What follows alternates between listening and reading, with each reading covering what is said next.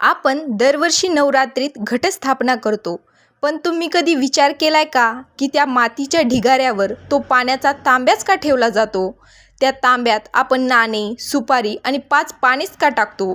आणि सर्वात महत्त्वाचं म्हणजे त्या कलशावरच्या नारळाची शेंडी नेमकी कोणत्या दिशेला असावी, ज्यामुळे तुमच्या घरात सुख समृद्धी येईल की संकट ओढावतील? हो, घटस्थापनेतील प्रत्येक वस्तूमागे एक अत्यंत गहन आणि पौराणिक रहस्य आणि शक्तिशाली शास्त्र दडलेलं आहे. कलशातलं ते पाणी म्हणजे केवळ पाणी नसून ते प्रत्यक्ष भगवान विष्णू, भगवान शिव आणि भगवान ब्रह्माजींचं निवासस्थान कसं बनतं? त्याखाली पेरलेलं धान्य तुमच्या येणाऱ्या भविष्याचा संकेत कसं देतं? आणि सर्वात मोठं गुपित म्हणजे घटस्थापना ही केवळ एक पूजा नसून ते तुमच्या घराला एक पॉवरफुल एनर्जी सेंटरमध्ये बदलण्याचं विज्ञान आहे. आजच्या या व्हिडिओमध्ये आपण घटस्थापनेच्या प्रत्येक साहित्याचं शास्त्रीय आणि पौराणिक सत्य उलगडणार आहोत, जे कदाचितच तुम्हाला आजवर कुणी सांगितलं नसेल. जर तुम्हाला तुमची ही नवरात्री खऱ्या अर्थाने फलदायी करायची असेल तर हा व्हिडिओ शेवटपर्यंत नक्की पहा, कारण अर्धवट ज्ञान हे पूजे इतकंच धोकादायक ठरू शकतं. चला तर मग जाणून घेऊयात घटस्थापनेची ते अद्भुत रहस्य. घटस्थापना म्हणजे काय? शास्त्राप्रमाणे घट म्हणजे शरीर आणि स्थापना म्हणजे चैतन्याची जागृती.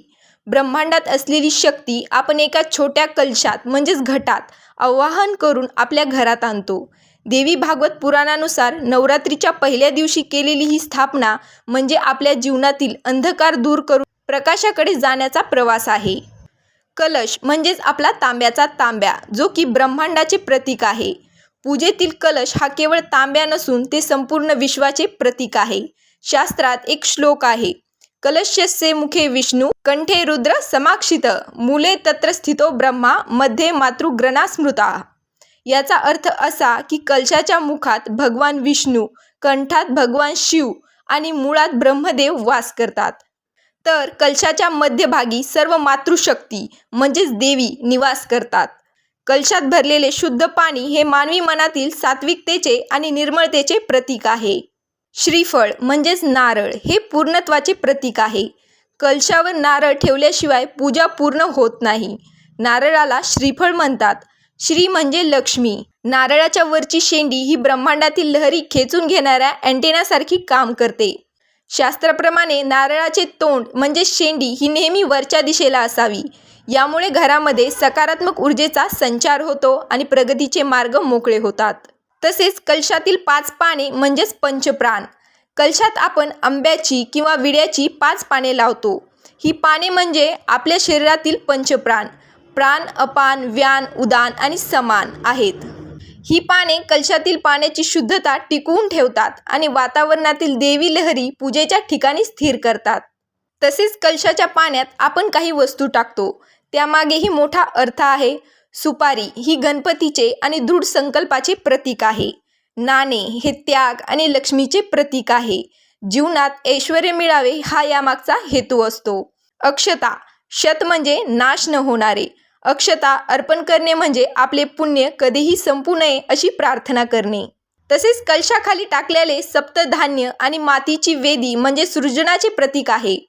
कलशाखाली आपण मातीचा ढिगारा करून त्यात 9 किंवा 7 प्रकारची धान्य पेरतो, जसे की जवस, गहू, तीळ, धान, कांगणी, चणे आणि मूग इत्यादी.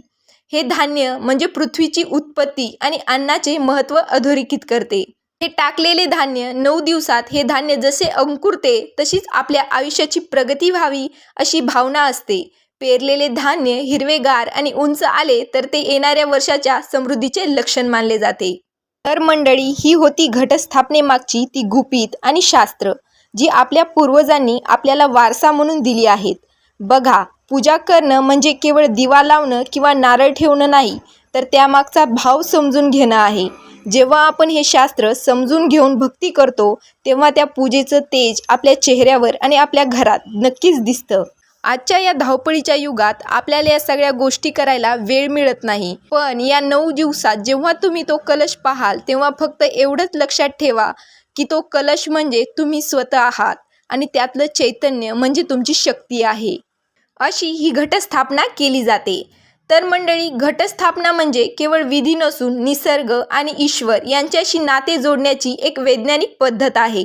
जेव्हा आपण या वस्तूंच्या अर्थासह पूजा करतो तेव्हा आपली भक्ती अधिक गूढ होते. तुम्हाला ही माहिती कशी वाटली ती कमेंट्समध्ये नक्की सांगा आणि जय माता दी लिहायला विसरू नका. अशाच माहितीपूर्ण व्हिडिओसाठी आपल्या ज्ञानभक्ती मराठी यूट्यूब चॅनलला सबस्क्राईब करायला विसरू नका. तुम्हा सर्वांना नवरात्रीच्या खूप खूप शुभेच्छा.